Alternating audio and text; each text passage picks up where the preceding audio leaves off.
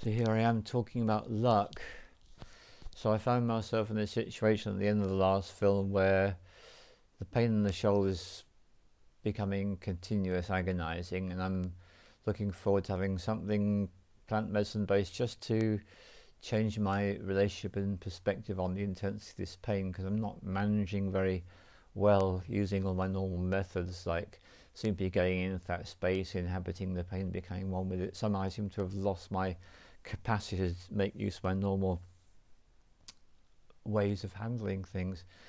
And then there was a strong need to go to the toilet, so I went to the toilet, and on my way to the toilet I heard the phone ring. Now here's the thing, for some reason I do not understand, I stopped my track towards the toilet and I actually walked back and I answered the phone.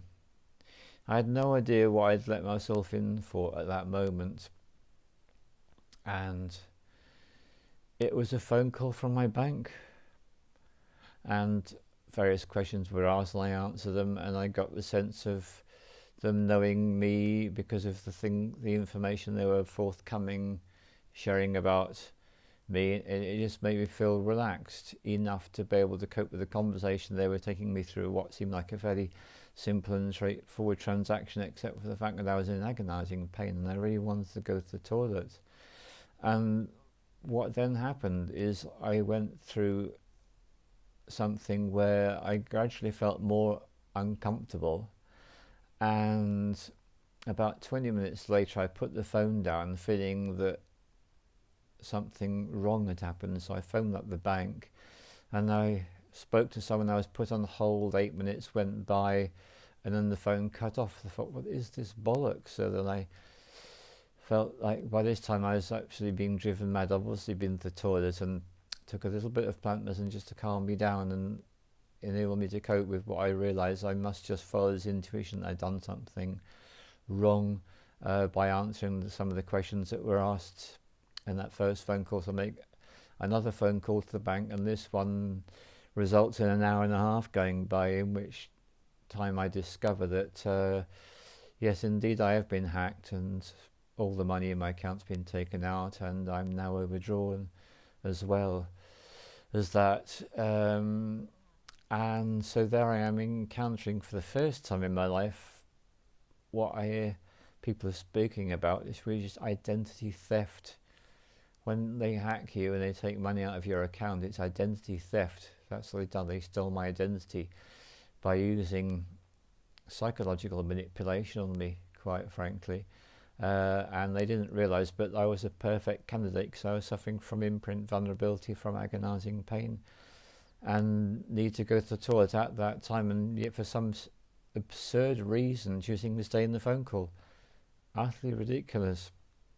And so that's what I'm dealing with. I'm dealing with profound feelings of shame. I feel so ashamed that I've been taken advantage of, hoodwinked, tricked, robbed, because that's what identity theft is, essentially, isn't it? I've heard about it and I felt empathy for people who've been through it, but I've never been through it for myself. So I go back to the experience with the ayahuasca years ago. This is me having an experience. So that was me yesterday having an experience. And when it's finally discovered that, yeah, I definitely have been robbed, then I go through this process, which, as I say, it goes on for at least an hour and a half, maybe even the best part of 2 hours, where I'm in just this agonizing pain and I'm being asked to answer questions, the same kind of questions what I was asked by the hackers. That's a really ironic thing. So my bank is now asking me similar questions, which is extremely disturbing, because I was just doing wrong by answering to those people. Now it's okay to answer them to these people, and I'm just going mad at this point, don't know what the hell is going on. And I'm just having the trust that because I did phone the person didn't phone me, it's going to be okay. And so they basically delete all my old passwords and create a brand new load for me. They help me to do all that, so I can't be robbed anymore. But hey, does that even matter when they've actually taken all my money and put me overdrawn anyway? So why do you need to do that? Whereas I just don't know, but of course some money might come into my account in the future and it could happen again. So I take their point. And so I'm now left with this, well, that's it. I'd saved all this money up because I've had months of not being able to go anywhere, so spending less money, saving money up. Looking forward to go to visit my partner in Tenerife. Got the money for the air travel, might be out there. Well, no, actually, that's all gone at a stroke. And I did feel some anger, but the overriding feeling I have is of shame. I feel so ashamed that I am so easily tricked. And it relates to a wonderful TV series which I enjoy called The Unbreakable Kimmy Schmidt. Someone who spent 15 years in a bunker and just doesn't know what the hell's going on and is very innocent. Well, I didn't spend 15 years in a bunker. I didn't go through anything like that. I went through my own nightmare of childhood, which was completely different, but then not so different actually, because it did involve satanic abuse. So what the hell? So I'm just really disgusted with myself. It's just brought back all those negative things about myself.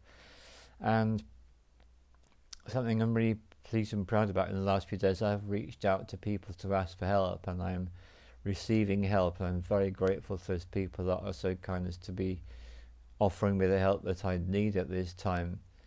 And that's so if you've never experienced any kind of identity theft, had your money stolen out of your account through being tricked and hoodwinked and scammed, then all I can say is that that's a thing you perhaps don't realise about that person. Probably their overriding feeling is of shame. So some weird things about me. 10 years ago was when I had my first computer. I didn't have computers before then, so I'd lived all these years of my life until 2010 without a computer. In 2010 I went out and bought an iPhone 3GS. It's the first computer I ever owned and used, and so I'm so new to all this. And although I've been making films on YouTube since 2008 for the first years with someone else's equipment before I got the iPhone 3, and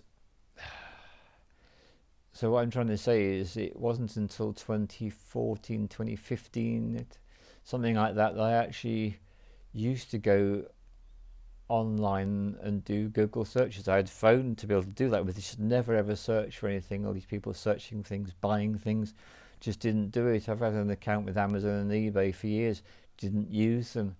About 8 years ago I opened up a account for the online banking, didn't use it. I've only used my online banking account for about 2 years, just under 2 years.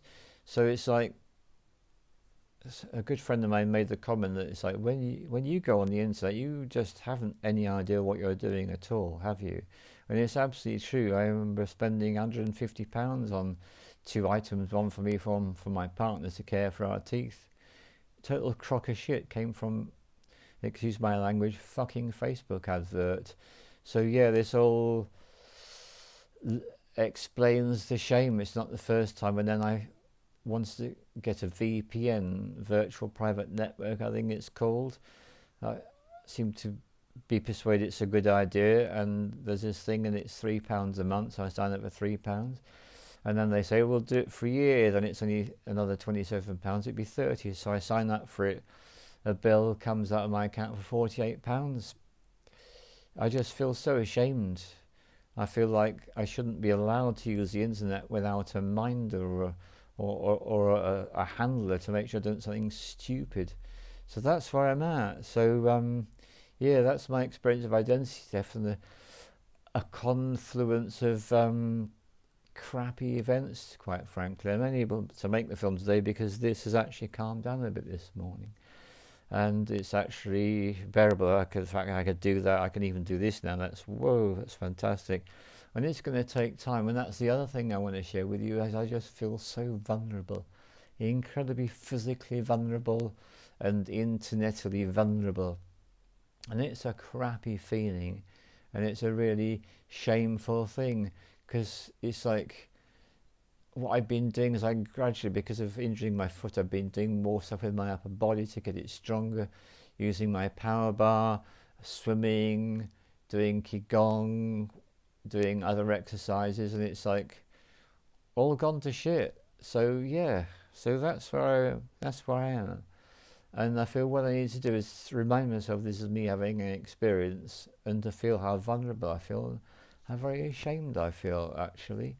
And I feel like I just don't have what it takes to be able to operate in the world anymore. And that's really the result of months of being in this stupid lockdown, because that's what it is. It's a lock-up, as we all know, not a lockdown at all. And the reason why it happened was a complete scam. It's been perpetrated on us all. We all know that by now, I'm pretty sure. I do sometimes see one or two people walking around in masks. I saw a couple of people this morning. I was shocked because they were in their 20s. When I see someone in their 70s or 80s wearing a mask, I can understand that, because they've just been fed all the mainstream media indoctrination, mind control propaganda. But to see people in their early 20s standing together outside the court wearing a mask each, it's like, that just makes me sad. It really does. So yeah, that's where I'm at. Pretty... Can't even finish a sentence.